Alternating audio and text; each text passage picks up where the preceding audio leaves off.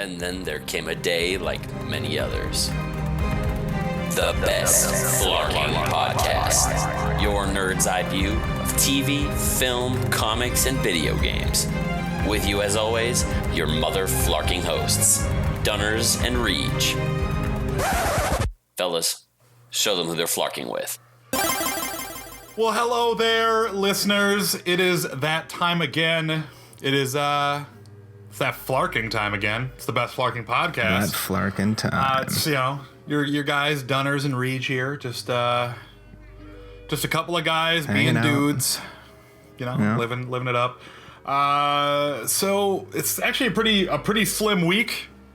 It's a week and a half-ish. Yeah, we can have. It's been a really slim week and a half either way. So much so. But we talked about this before. True. I mean, past episodes, we knew November was coming. Isolation, video games, week after week after week. Yep. The Halo 5s and the Blops 3s and the Fallout 4s and the Jesus Christ, stop. But Halo 5 was disappointing for me. I haven't even played the campaign, and I played maybe one match of multiplayer, and I thought it was awesome, but like... It's fun, but I don't know, things like, the battle rifle not being able to fire bullets as fast as I can pull the trigger is... Yeah. Frustrating. I could see where that would make quite a few people upset, and I haven't played enough to really have an opinion either way. Because of the Dota. Yeah. So, and of course, Binding of Isaac Afterbirth came out this week too, so I've been playing just a boatload of that because Binding of Isaac's fucking awesome. So basically November is going to be pretty slow as far as probably comic book news goes until that Jessica Jones lands for everybody. But to keep you guys excited, we're going to go ahead and we're going to take on the most annoying of the DC fanboy arguments whenever it's posited, when they're, it's brought up about how well Marvel's doing and how bad DC's doing as far as the cinematic. Yeah, there seems to be one thing that just always gets brought up. Every single time. And that is, if Marvel's so great, how come Batman would just house everybody in the Marvel Universe? And so you know what? When it comes down to it, any comic book character can beat any other comic book character. Let's just go ahead and put that shit out there, because it's how they're written and how the storyline unfolds for that shit to play out. Because there have been plenty of times in Batman's own history where he's gotten the shit kicked out of him by vastly inferior villains. I mean, was it Prometheus, the dude who just wears the helmet that gives him the ability of the 30 world's greatest martial artists, like beats the shit out of Batman? What? Just 30? Yeah, the 30 best. I mean, the helmet only has so much space. Is there a sign-up list? I mean, somewhere? Batman's kicked the shit out of Superman, but Wonder Woman's basically put him into a coma. Sergeant Braden, the leader of Gotham City's SWAT team, has fucking dusted Batman like twice. So there's all these, so it's one of those things where it comes down to where it's like we can break down on a case-by-case basis of why he would and why he would not beat a bunch of Marvel heroes. Starting with everyone's probably very first go-to. I know it was Rege's very first go-to, and that's fighting the Hulk. Now, why he doesn't beat the Hulk is, Hulk is Hulk. He would just hit Batman and kill him. But that being said, Batman, being the world's greatest detective, would have figured out the Hulk is Bruce Banner, and he would have just put Bruce Banner into a coma before he ever had any chance of becoming the Hulk, and just kept him sedated, which is a shitty, cheap way to win. But sorry, guys, the Hulk isn't like a separate character. Him and Bruce Banner are the same fucking guy, and if he beats Bruce Banner before he turns into Hulk, he fucking beat the fucking Hulk. Those are the rules, man. I'm sorry that those are the rules. They're the rules. So, on paper, I would love to say that the Hulk just trounces him, and if he's already the Hulk, he probably does. But in that case, there have been plenty of times where Batman has fought, like, the Anti-Monitor and all sorts of other fucking super-powered badasses, and he's come out on top. Again, it's a matter of writing. I'd like to think the Hulk hits him once and, like, liquefies every bone in his body, but the high likelihood is, before that fight can even be a fight, Batman takes out Bruce Banner. Well, no fight is really that entertaining unless the parameters are set up. Exactly.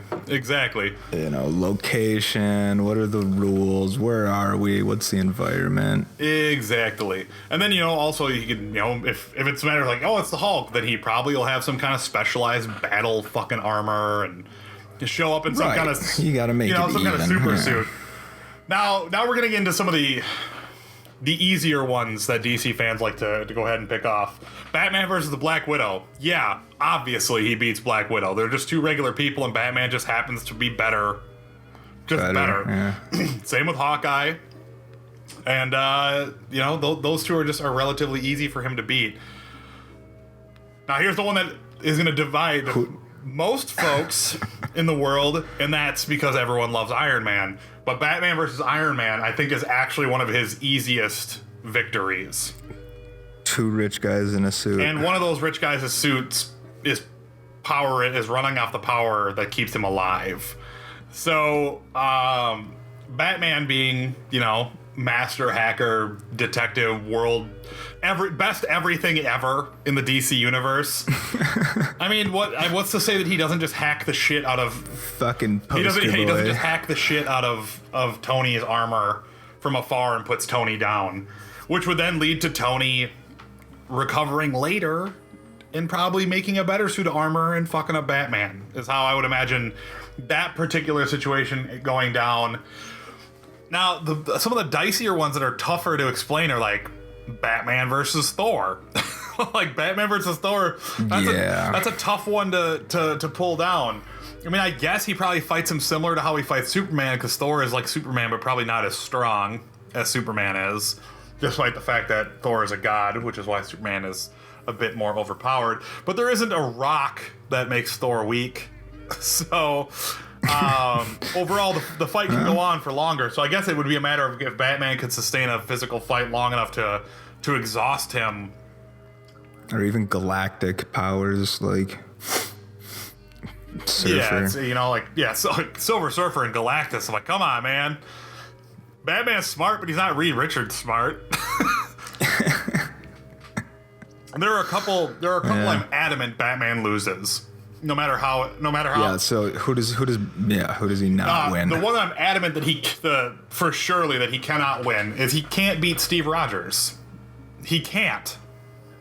That's your boy. It's my guy, but like Batman is a symbol of fear, and Steve Rogers doesn't fear anything. Batman can't out prep him, and he can't out strategize how to fight him.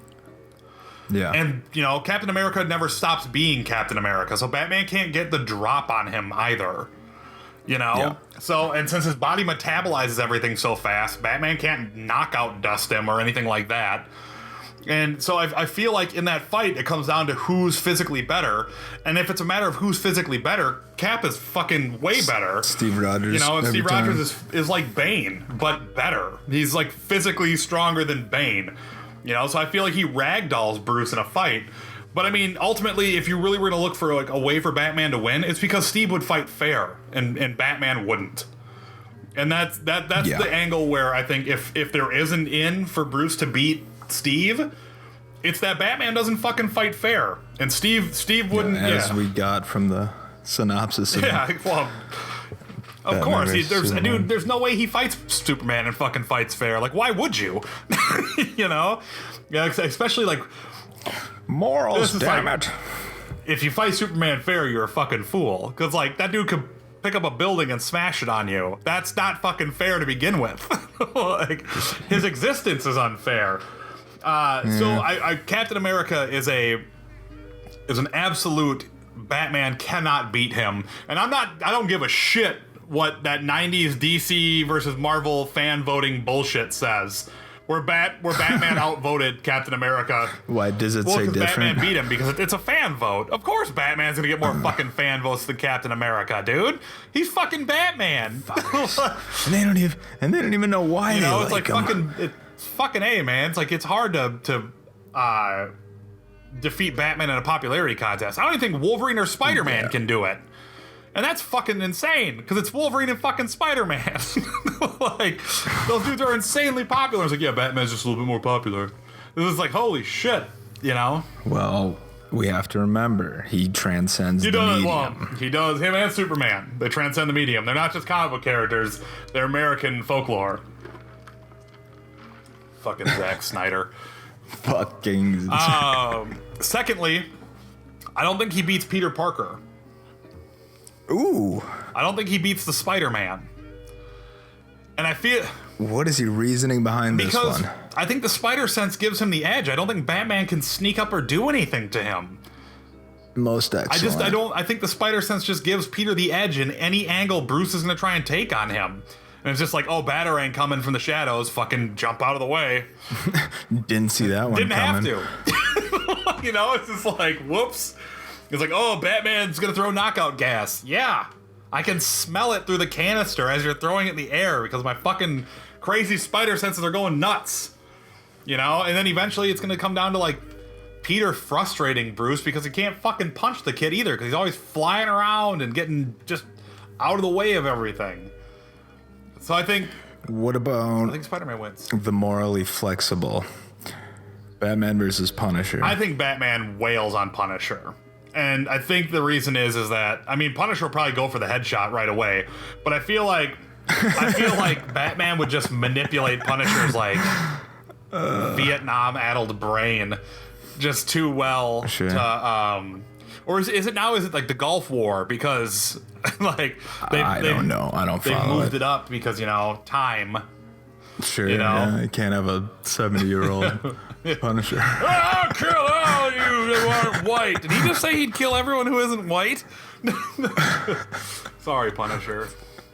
That's I know, terrible. but I did it, and I made the joke that the Punisher is a racist. But yeah, I think Batman beats the Punisher. The fanboy in me wants to say that he absolutely doesn't beat the Wolverine, but I think he does. No. I think he does. I really do. I really do think he beats the Wolverine. I think he does. I think he just gets a big magnet and fucking sucks Logan up, and Logan's stuck up there. That's how I envision him fighting the Wolverine. He's like, oh, I can't keep fighting this guy.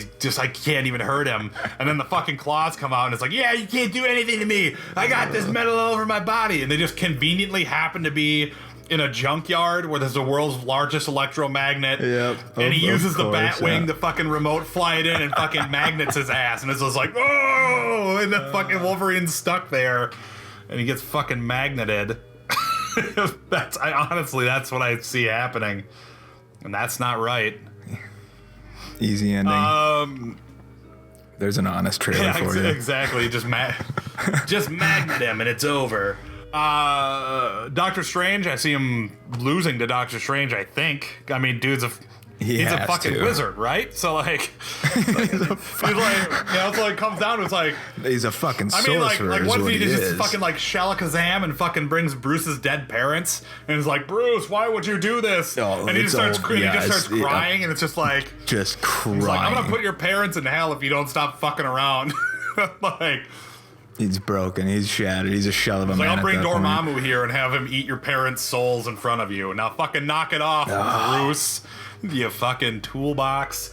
I want to say that he can't beat the Ant-Man because I love the Ant-Man, but I feel like he can.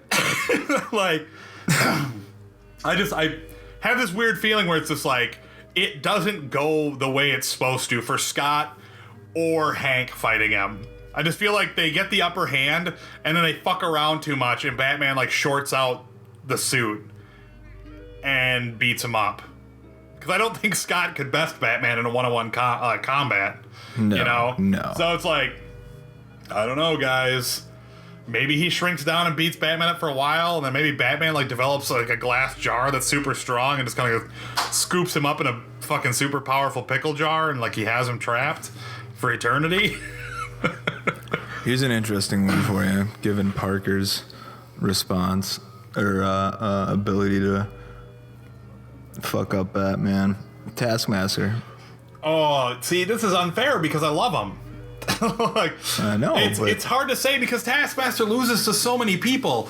But if he has ample time to prepare to fight Batman, like watching tapes on the Batman and like somehow gets footage despite the fact that no one ever sees the Batman and he's basically like a myth, like a Gotham myth or whatever. Again, back to the fight parameters, yeah. But in the realm of a well-prepared Taskmaster, maybe he watches a bunch of Steve Rogers fights and gets all juiced up. He could, in theory, physically best the Batman, but I don't think that he outwits the Batman. Which is kind of half the battle with the Batman, right?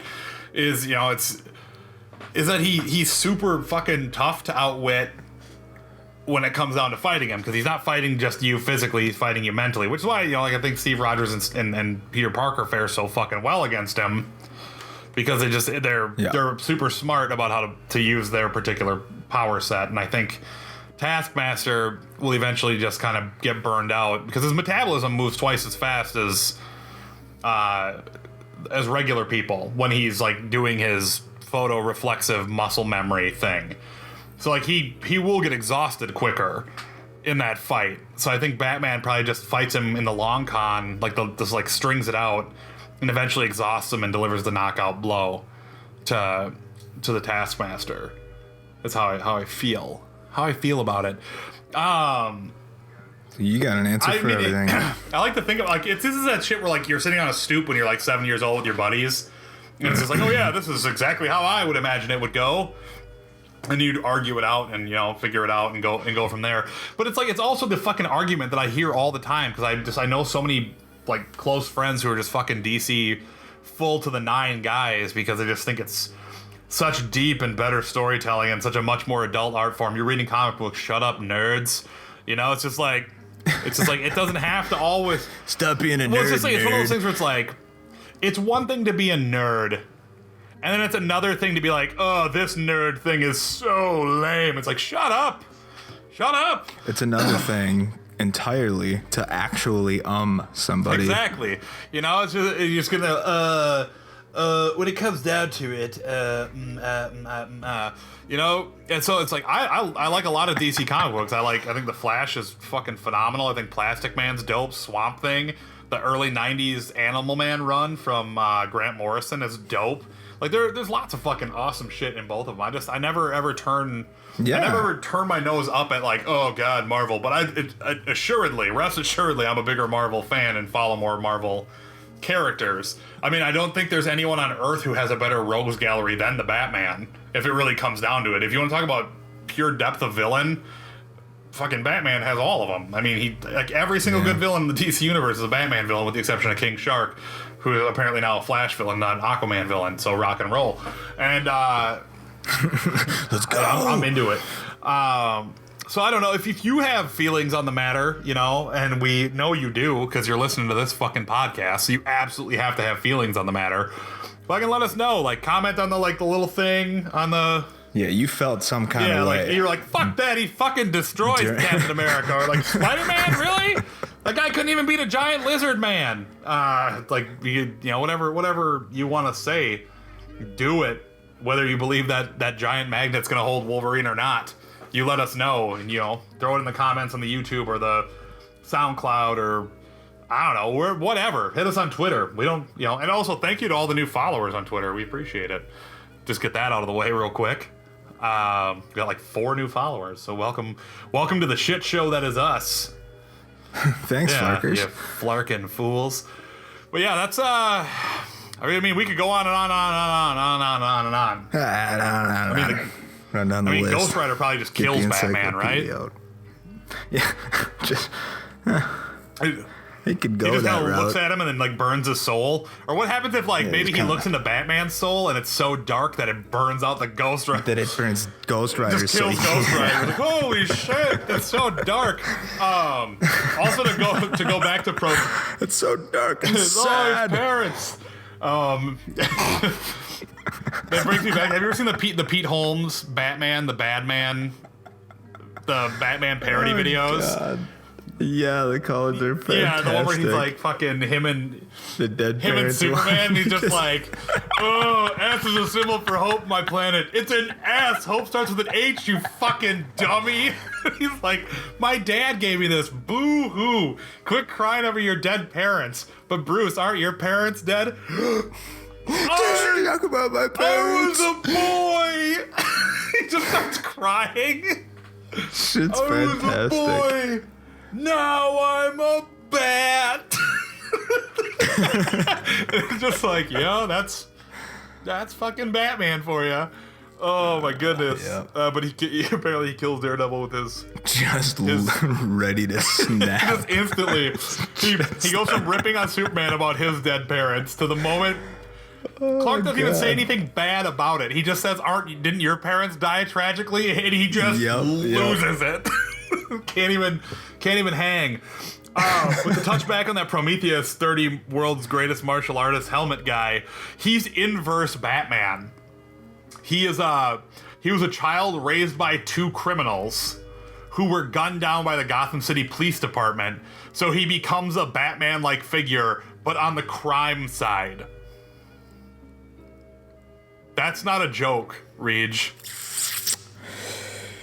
Yeah. I'm gonna go the whole Bambi route there, and I got nothing good to say about that, so I'm just gonna not say anything I'm gonna at be all. crime Batman. It would be better if they found like what.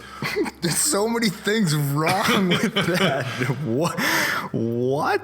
My God, it's crime Batman. They should have just called him Crime Batman, and that would have been good, I think, for the whole of everyone and everything. But yeah, so that is a thing that happened at one point in That I wish wouldn't have happened. time. So yeah, those are our little rundown business about the Batman versus people and how we I guess would feel, or at least how I feel it would go down. So again, let us know if you have any critiques or comments on that shit, and we will go from there. Not shitty. Tom Holland fucking flying around doing flips like a crazy man. Like he's just like flip-flopping all over the place. Flying all over the place, back handsprings, front flips. This kid is just like, look, I am Spider-Man. That's what he's doing. It's like, I'm just gonna get down to business and I'm gonna be Spider-Man. And hey guys, look at this. And more. Watch me do this watch me flip. do a fucking round off and do a gainer backflip, and then I'll front flip out of that, and it's like, oh. Yeah, it was It's pretty like- gnar. He was. Wow. Oh, all right, Tom. You know you already got the role, right? You don't got to prove to anyone anymore that you deserve to be Spider-Man. Yeah, but he's like, what, 16 or 17 or yeah. something? He can do that shit. Yeah, exactly. He can fly around at tip-top speed, and worst case scenario is he like breaks his arm and it's healed in a day. Right. Ooh, and it grows back. It's fucking youthful superhuman healing abilities. Me, I'm out of work because I can't do a damn job for a wizard. Not out of a job, trying to get a job with Marvel, though. Apparently every actress in Hollywood at this point. But Alice Eve, who's gorgeous, and she's an alright actress. I don't know if I wouldn't say she's bad. She's pretty funny in the, She's Out of Your League, and... I don't know. I'm probably somebody I'm not familiar with, but maybe if I saw her, I'd be like, did you see her. Star Trek Into Darkness? She is the blonde doctor who's like, could you turn around so they could show her in her underwear? Oh, the one with the gratuitous belly shot? Yeah, the underwear shot where it's just like, front oh, shot. yeah, she's super hot. That's Alice Eve. And she's like, I'm a huge Marvel fan. I love the Marvel movies. They're obviously hugely important in society right now, and the ability to innovate cinema has been amazing. I think every one of them should be grateful for reviving such an interest in it. It's like a cult following on a massive scale with these movies. So yeah, I'm a huge fan of theirs, and I think Kevin Feige is an incredibly talented man who's turned this thing around. So yeah, if there was like a right place for me, I would love to talk to them. You and me both, sister. Everyone wants in. Eventually, they're gonna have to cast everybody. Like that's just how it's gonna be. We're gonna run out of actors before they run out of roles. So, which is funny because she originally was cast as the White Queen in X-Men First Class, but she dropped out of it. No shit. I can see that. And that's how it went to January Jones. Little January Jones. So, But they were talking about it was like, well, I mean, she does kind of look like Carol Danvers. This was on Comic Book Movie. They're like, she does look like Carol Danvers. Yeah. And it's like, but you know what? I'm so tired of everyone being like, this person should be Carol Danvers. I think there's even a thread on Reddit about how I should be Carol Danvers. And I don't look anything like her. And I'm a dude. So, you know. But seriously, in all consideration, I should probably be Carol Danvers. You know, if they were really going to do it right, it'd be you. Yeah. You know, but, right. you know, they're not calling you. I mean, they're not calling me because I'm your agent in this particular scenario. And, you know, they haven't offered you anything yet. And I feel ashamed for you. You know? We gotta get the PR machine rolling. But I mean, I can see her as Enchantress. You know, if she wants to play a villain role. That would be dope. Or like Valkyrie. Either one. It's a little too late for that, though, I think it is. Not? I mean, we don't know if who they cast for. I can't remember the other actress's name, but there's like nobody knows if she's Valkyrie or if she's Enchantress. So true. But speaking of actresses who have been confirmed in new movies, Guardians 2, we get Mantis. Yeah, we're gonna get the Mantis, which is actually pretty rad. Yeah, being played by I'm not even gonna try. I don't want to because it's just I don't want to murder somebody's name. I'm sorry. It would be murder in the first degree for that name because it's. But the one thing to take away there is Mantis is going to be in Guardians 2. Sets up a lot. That's awesome. awesome. Sets up a lot of shit. So that means like that story could go anywhere. There's been like rumors about a Moon Knight a Moondragon appearance. Well, I mean, it makes perfect sense for Moondragon. You know, if they're going to expand on Drax, they need to kind of include Moondragon. So. Or even a Phyla-Vell. I mean, that would be pretty fucking sweet. I mean, like the Guardians universe is like, it's funny because it's, you know, remember how like when we first got Iron Man and we're like, yeah, but who could they get to be Captain America? Who could they get to be Thor? Like now it's like, that's what it is in the cosmic side. You know, it's like, who could there fucking possibly be to be this guy or this girl or anything like that? And I mean, the cosmic side's super dope. I still am I'm with Dave Bautista on this. The Guardians need to come to Earth for the Infinity War. If they sit it out, that's such a fucking bad look. Yep. It's just a bad look to have them sit it out. And I feel like they're doing like the Hollywood stupid thing. You know, the thing that Spectre just got raked over the coals for. Spoiler alert incoming, because it's not very spoilery. Everyone kind of fucking saw it a mile away. Christopher Waltz is fucking Blofeld. You know, it's like it's getting to this point where it's like fucking stop. Yes, it worked in Batman Begins. It worked really well in Batman Begins because those two characters that Liam Neeson played were characters in the comic book. They weren't just random people. You know, they're just like, oh yeah, no, he's fucking John Harrison. He's not Khan. And it's like, John Harrison's my fake name. I'm Khan. It's like, of course you are. And then in this, it's just he's not. And then it's just like, oh yeah, I'm Jan Oberhauser, but I changed my name legally when I ran Spectre to Ernest Blofeld. And it's like, how does that matter to the characters? The only people. These are not the droids you are looking for. As a storytelling device, it's like that shit doesn't matter to the character. Like, why would James Bond give a shit? Like, he's never heard of Ernest Blofeld. The only people who can truly care about it are us in the audience. I don't know who the fuck that is, bro. All right, James Bond, like his arch nemesis, runs an evil version of MI6 called Spectre. And it's ran by Ernest Blofeld. And it's like, oh my god. And it was, you know, he portrayed by Donald Pleasance. It's amazing. It's who Dr. Evil in Austin Powers is modeled after.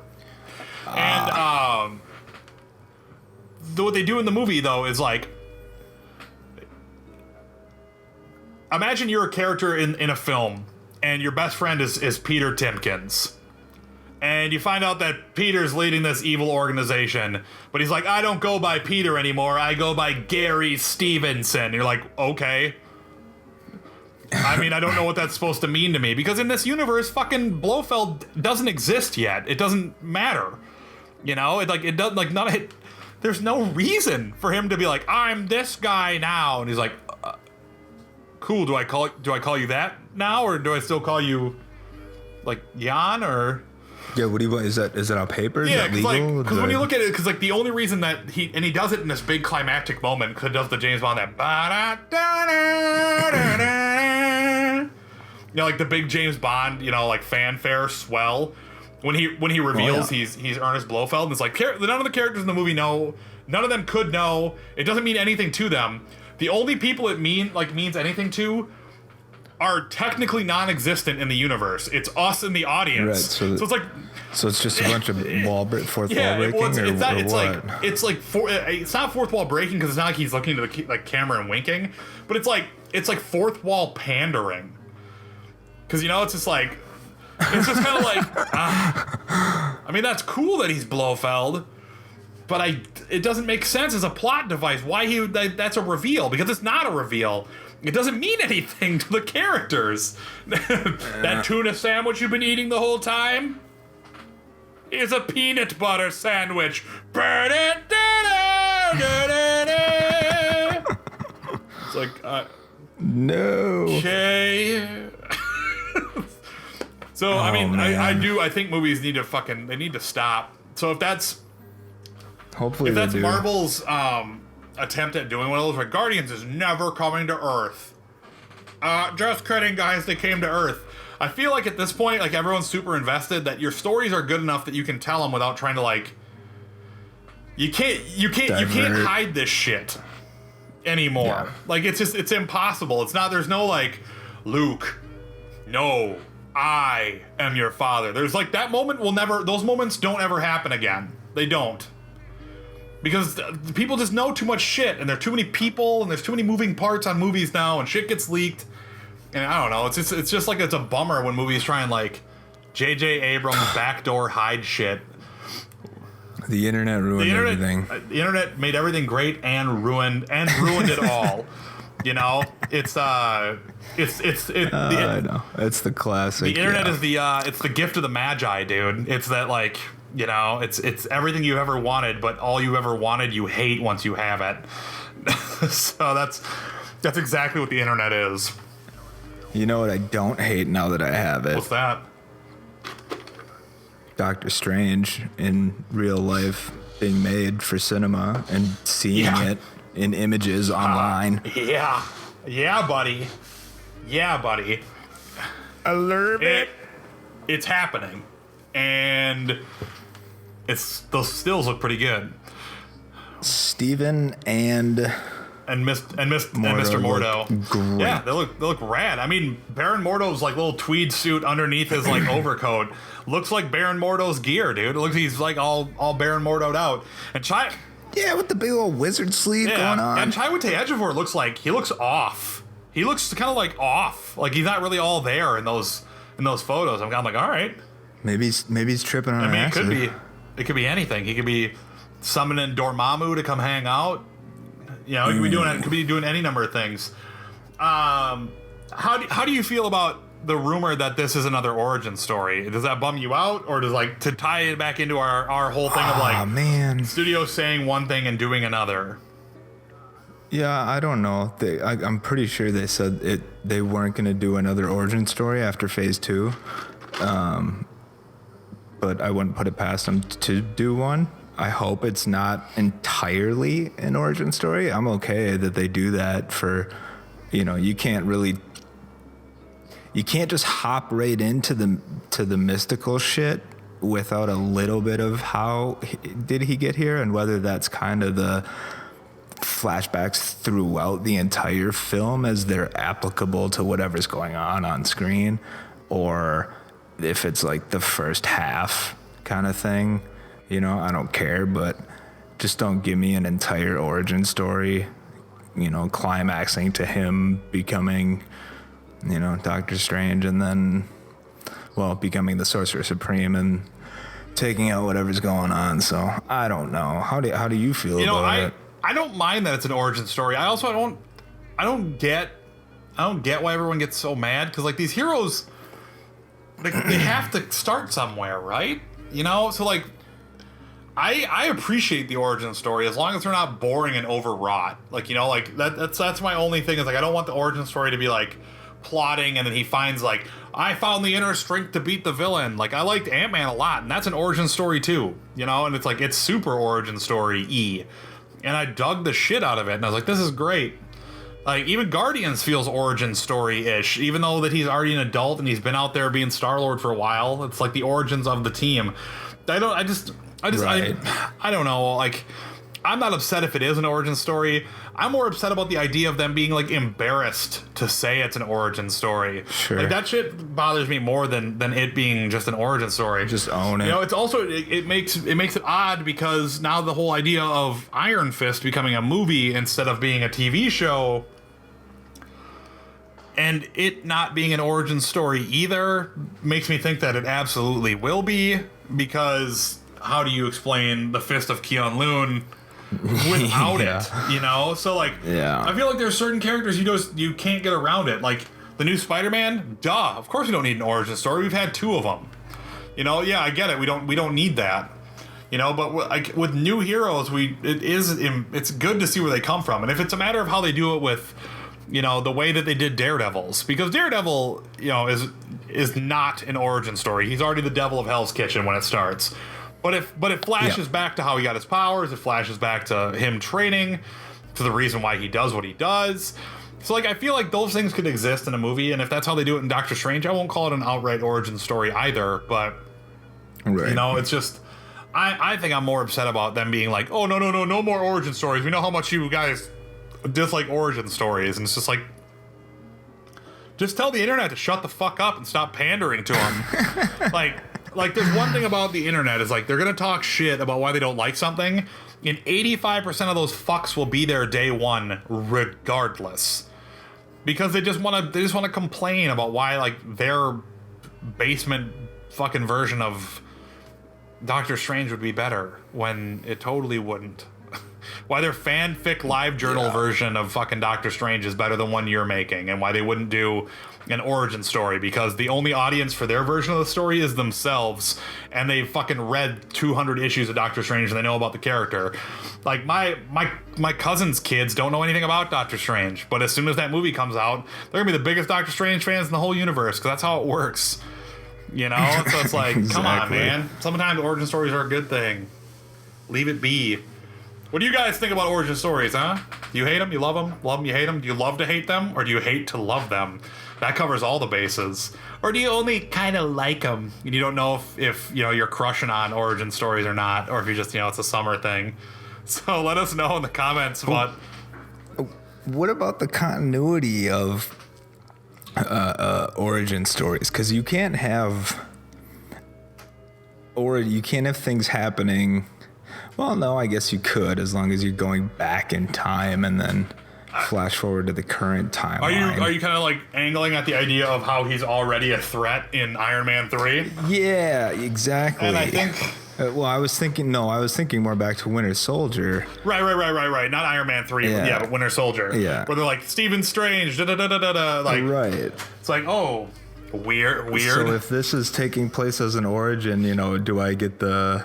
1999 or whatever, thing. Yeah, I'm assuming that they're gonna go back in time, because he's like wearing like an old North Face jacket and with that beard. So like, I guess it's probably it's got to be a flashback, because Marvel has to be mindful of their own shit now, where it's just like, oh yeah, we said Winter Soldier, he's already a threat. So he's just a threat because he's a great neurosurgeon. He's really good. He's super good at it. Maybe he worked on Tahiti. Ooh. It is a magical place. That's what I thought when I was watching that. I was like, fucking Strange, man. It's got something. I was just first freaking season, out. I was actually hoping that it was Brother Voodoo who brought his soul back. And I was like, oh my God, it's a magical place. That also would have been rad. That'd be so dope. They're gonna bring in Brother Voodoo and really kickstart this thing, and then it's just like, oh yeah, it's like a Kree dead body or whatever the fuck they did. But yeah.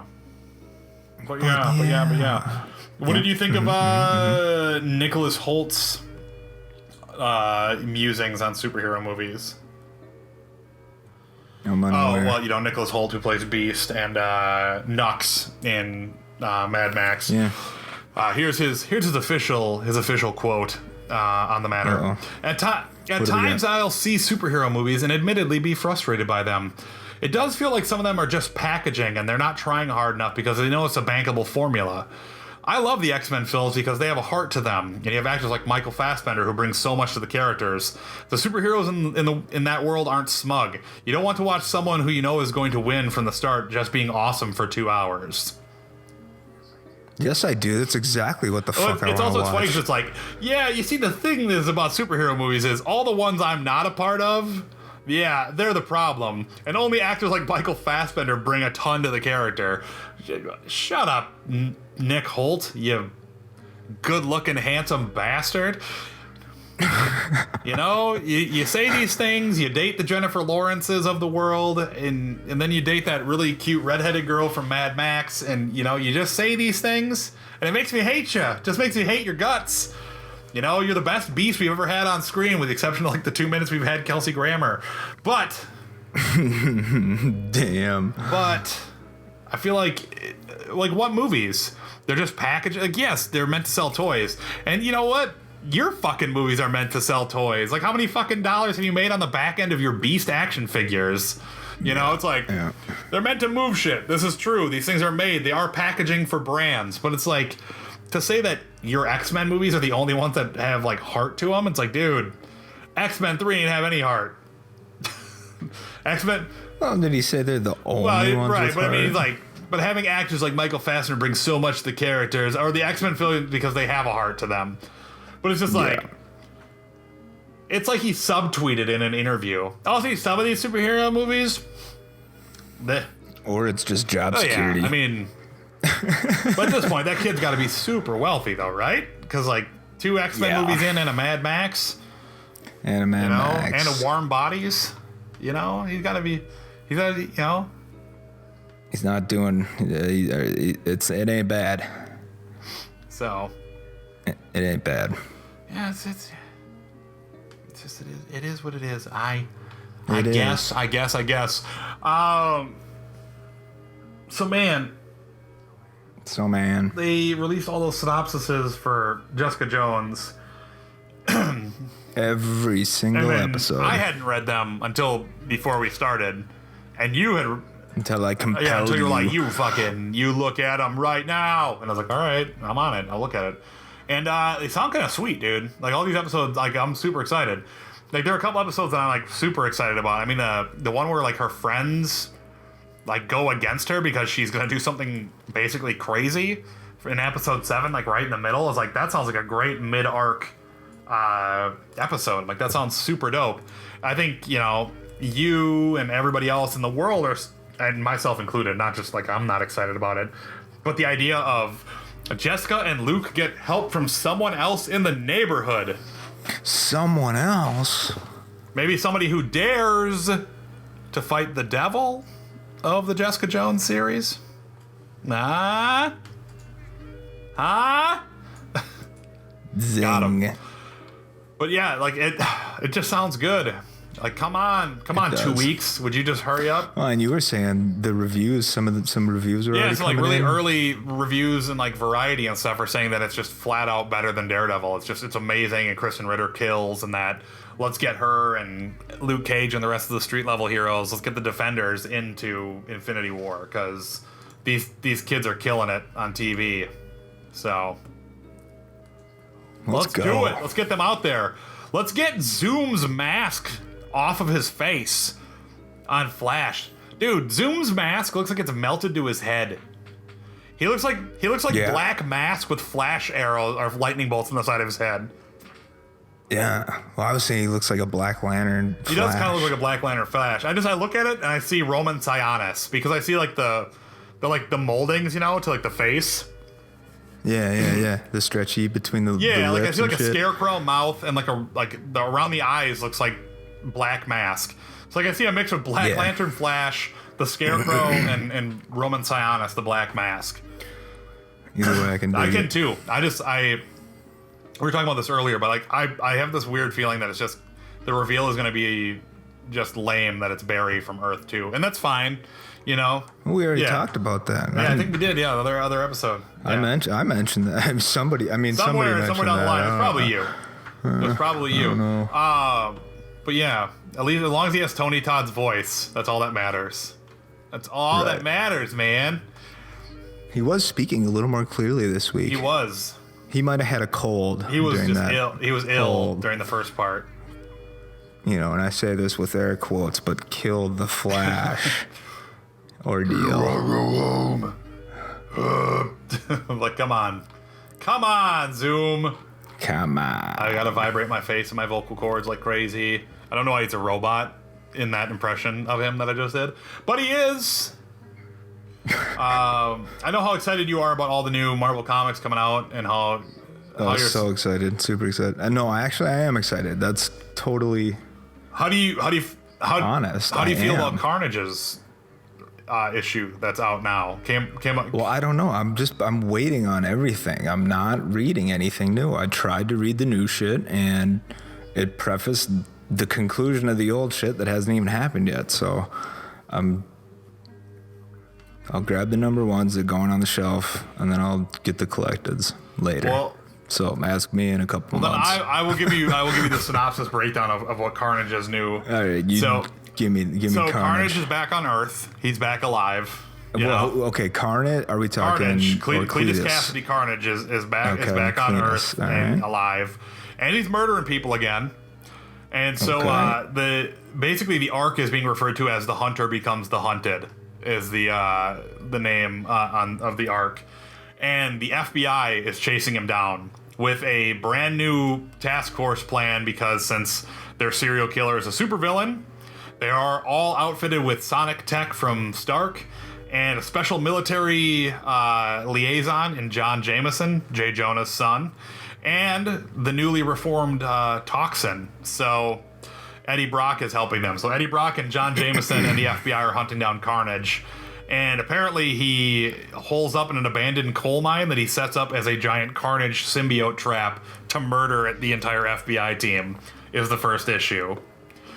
So, I don't know. I like the idea of like an FBI task force chasing down Carnage. Like a serial killer on the run kind of like natural born killers kind of thing. That could be kind of cool, right? Yeah, I think so. Who's writing? Was it Conway, Perkins, and Troy are the team on the issue. So, I've read a lot of great stuff about the current runs of a lot of what Marvel's doing right now, and honestly, I can't wait to start. I have to wait. I have to see what happens. You know, every bit, every detail of the end before I can get into the new. It's only fair, how man. did you react to the switcheroo on Doreen Green? On Doin Green. Squirrel Girl's no longer a mutant. Oh, I don't really have a reaction. I don't give a shit. A bunch of people got all. Well, what are you looking for? I wanted to see if maybe you'd get all up in arms about it the way that everyone else did. Pitchfork Nation. So just. I don't. I'm indifferent on anything going on right now until I see the end of Secret Wars.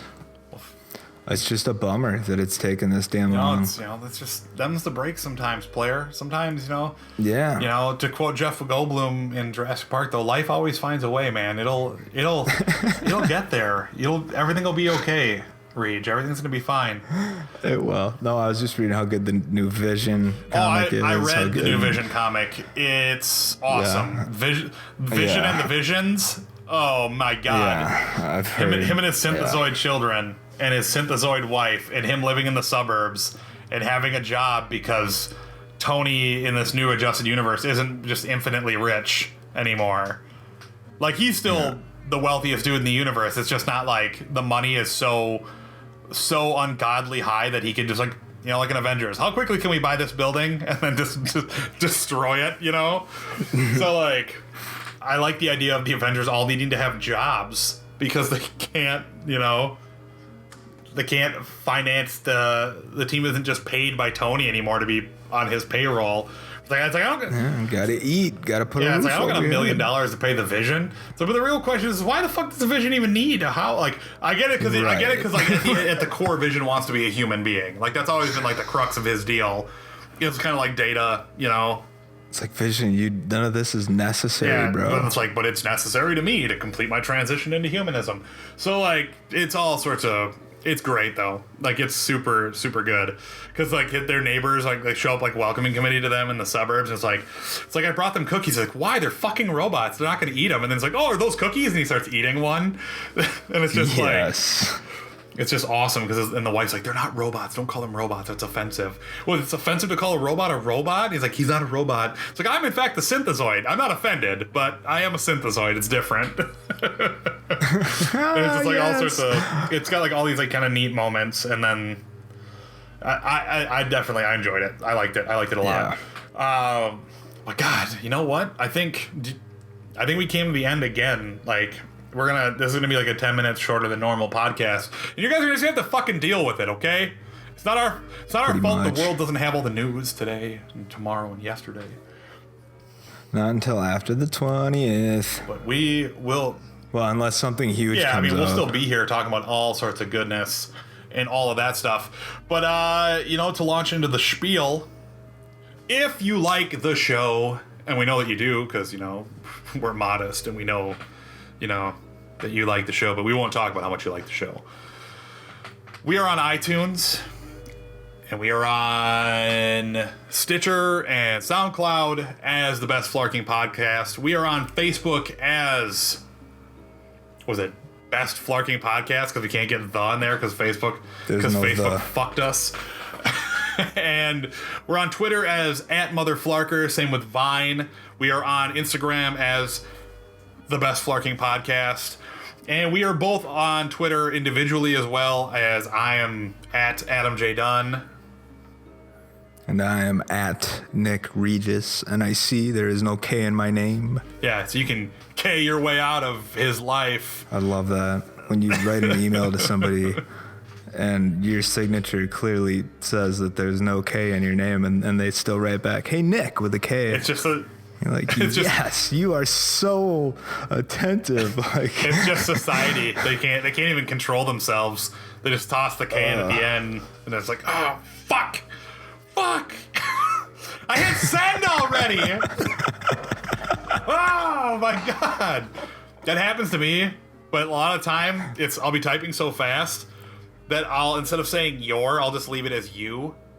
And I got asked to come tour a potential employment facility as an editor in Minneapolis, and I was like, I look forward to seeing your facility. Sent.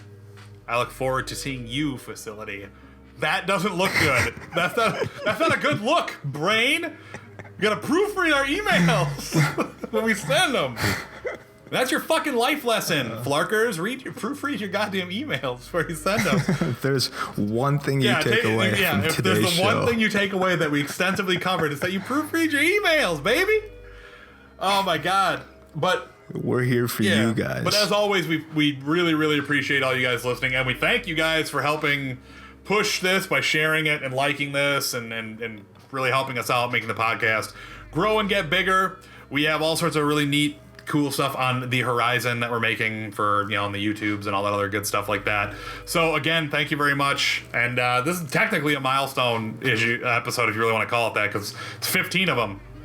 Kind of a bunch of them into the books now. So thank you so much. Thank you. You guys have been great. We have been even better. And we are the best Flarking Podcast.